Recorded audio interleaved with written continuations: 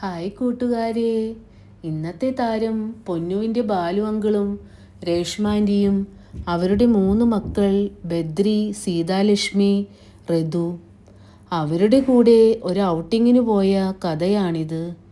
പൊന്നുവിൻ്റെ ജീവിതത്തിൽ അവർക്കുള്ള സ്ഥാനം ഒരു പക്ഷേ നമുക്ക് മേലെയായിരിക്കും. അവർ പൊന്നുവിനെ കരുതുന്നതും സ്വന്തം മകളെപ്പോലെ തന്നെയാണ്. പൊന്നു ഇടയ്ക്ക് പറയും, രേഷ്മാൻ്റി എന്തു പാവമാണല്ലേ, എപ്പോഴും ചിരിച്ച് മോളെ എന്ന് വിളിച്ച്. ഈ പ്രവാസ ലോകത്ത് നമുക്ക് സ്വന്തമായി ആരുമില്ലാത്ത ഈ രാജ്യത്ത് ഇവരൊക്കെയാണ് ഞങ്ങളുടെ സ്വന്തം. ഡാഡി വിത്ത് ചങ്ക്സിൻ്റെ ഹൃദയത്തിൽ ഒരിടം നേടിയ നമ്മുടെ സ്വന്തം കൂടപ്പിറപ്പുകൾ.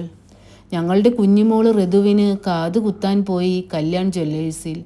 പക്ഷേ ഇപ്പോൾ അവിടെ ചെയ്യുന്നില്ല എന്ന് പറഞ്ഞ് അവിടെ നിന്നിറങ്ങി. ഋതുവുമായിട്ടുള്ള ഞങ്ങളുടെ ആദ്യത്തെ യാത്രയാണിത്. ചേച്ചിമാരും ചേട്ടനും ഞങ്ങളുടെ കുഞ്ഞുമോളെ കളിപ്പിക്കുന്നതിൻ്റെ തിരക്കിലാണ്. ഋതു വിചാരിക്കുന്നുണ്ടാവും, ഇവർക്കാണോ പ്രോബ്ലം അതോ എനിക്കോ.